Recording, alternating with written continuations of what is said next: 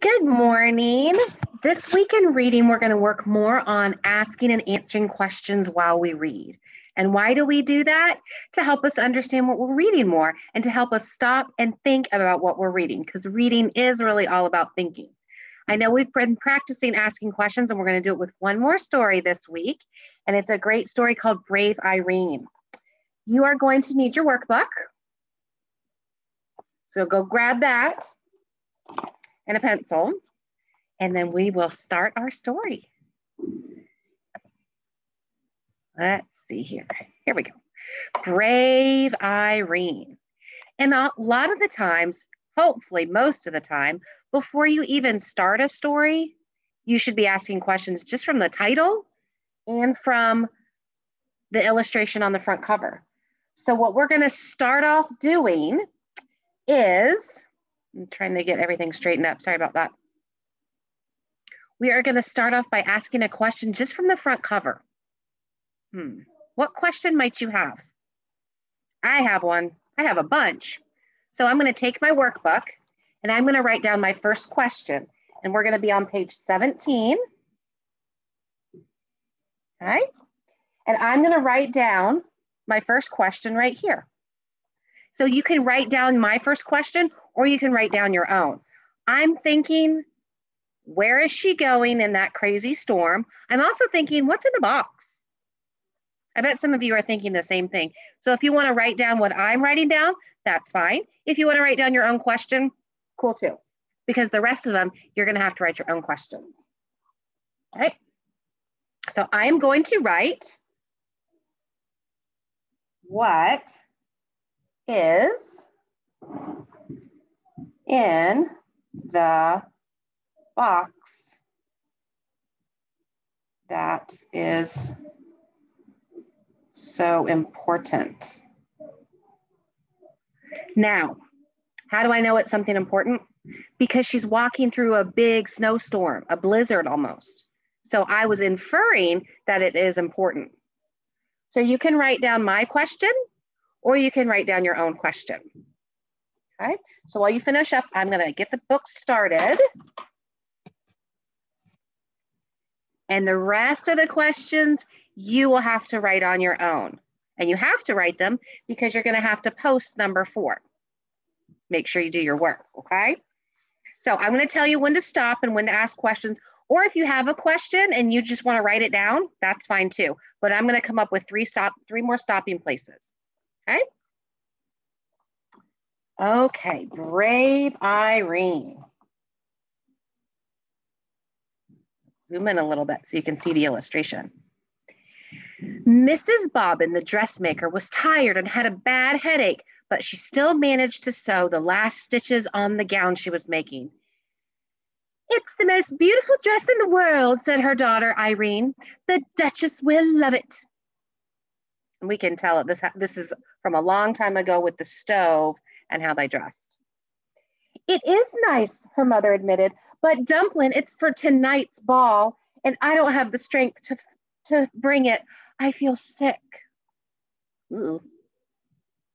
I already have a question. What's wrong with Mom? But we're not stopping yet.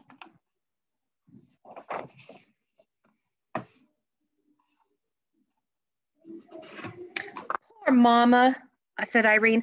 "I can get it there." "No, Cupcake, I can't let you," said Mrs. Bobbin. "Such a huge package, and it's a long way to the palace. Besides, it's starting to snow." "But I love snow," Irene insisted, and she coaxed her mother into bed. There's that vocabulary word, coaxed, remember? She tried to get her to go into bed. "But I love the snow," Irene insisted. She coaxed her mother to bed, covered her with 2 quilts, and added a blanket for her feet. Then she fixed her some tea with lemon and honey and put more wood in the stove. Yum. Tea with lemon and honey is very refreshing. It makes your throat feel better if you have a sore throat. With great care, Irene took the splendid gown down from the dummy meaning like a mannequin, not a dumb person, like a mannequin at a store, and packed it in a big box with plenty of tissue paper. "Dress warmly, Puddin'," said her mother. Her mother called in a weak voice. "And don't forget to button up." It's cold out there and windy. So now we know what's in the box. We answered one of our questions. That doesn't always happen, but that's cool that it did. Irene put her fleece-lined boots, her red hat, and muffler. A muffler is like the thing back in the day where they would put their hands in it to keep them warm. Her heavy coat and her mittens. She kissed her mother's hot forehead 6 times. That tells me she what? If she has a hot forehead, she has a fever. And then once again made sure she was tucked in snugly, all snug as a bug in a rug, and slipped out with the big box, shutting the door firmly behind her. Remember, snugly means bundled up, being warm. We always say in my house, we're snuggly buggly in our blankets.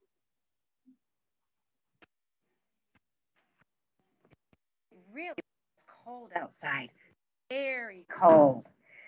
The wind whirled the falling snowflakes about this way and that way and into Irene's squinting face. She was squinting because she was trying to keep her eyes, they were so cold. She set out on the uphill path to Farmer Bennett's sheep pasture. Next page is where we're going to stop and ask a question. Okay, so make sure you're listening.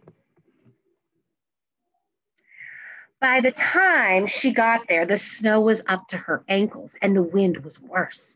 It hurried her along and made her stumble.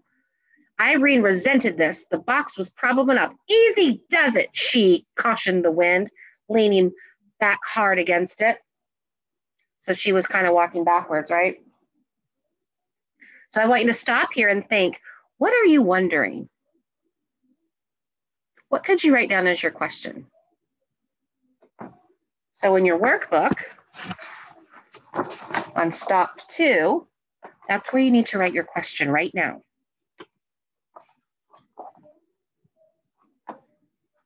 Okay. If you need think time and you need to pause me, pause me.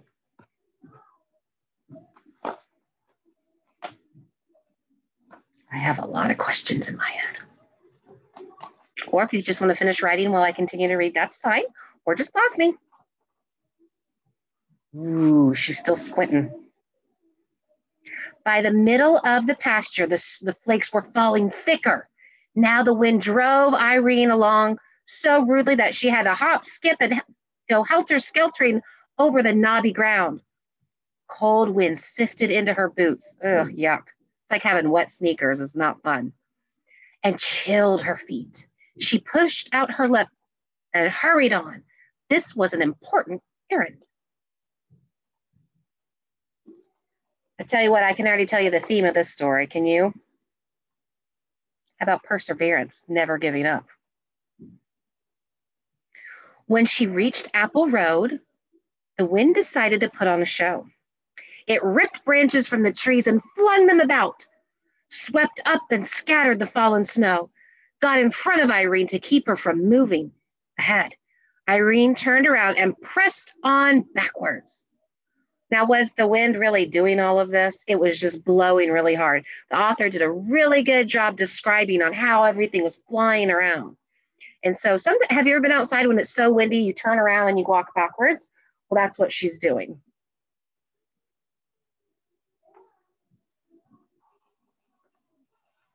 Oh boy, Irene does not look happy. Go home, the wind squalled. Irene, go home. It's just how it said the wind sounded like. I will do no such thing, she snapped. No such thing, you wicked wind. Go home, the wind yodeled. Go home, it shrieked. Or else. For a short second, Irene wondered if she shouldn't heed the wind's warning. But no, the gown had to get to the Duchess. She is also, character trait for her, I would say, determined, right? She has got to get it done. Okay, next question is going to be stop number 3. So get ready. Be thinking, what are you wondering? The wind wrestled for her package, walloped it, twisted, shook it, and snatched at it. But Irene wouldn't yield. That means Irene wouldn't give up. It's my mother's work, she screamed. Then, oh, whoa, The box was wrenched from her mittened grasp and sent bumbling along in the snow. Irene went after it. What are you wondering? I have a few. So in stop 3, write your question, write your wonder. I wonder. I think a lot of us probably have the same one. Okay. So can you finish your writing? You can pause me if you need to keep going, or if you can listen and write at the same time while I turn the page, that's fine.